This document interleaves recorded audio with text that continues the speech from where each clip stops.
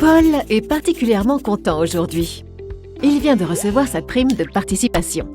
Mais que faire de cet argent? L'utiliser tout de suite, avec le risque de payer des impôts dessus?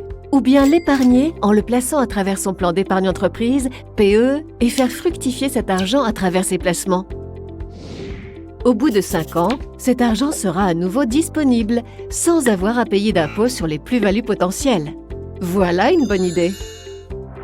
Mais comment placer cet argent? Et là, Paul aimerait y voir plus clair. Pour faire simple, il y a 3 grandes familles d'investissements. La première est l'investissement en produits monétaires. Dans ce cas, l'investisseur prête de l'argent à des entreprises ou à des États, mais à très court terme.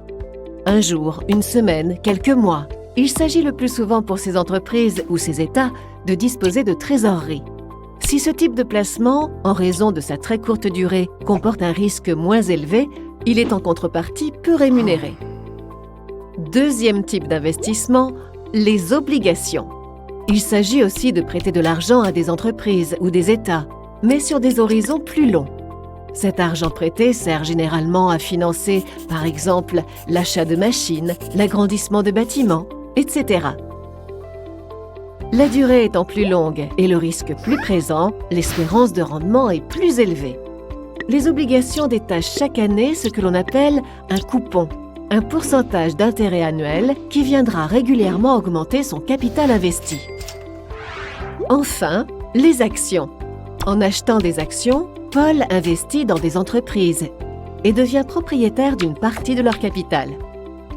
Ainsi, il contribue à leur développement en finançant leurs recherches et leurs projets.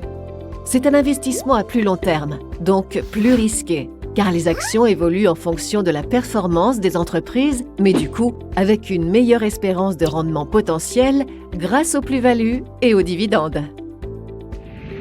Alors Paul, c'est plus clair ?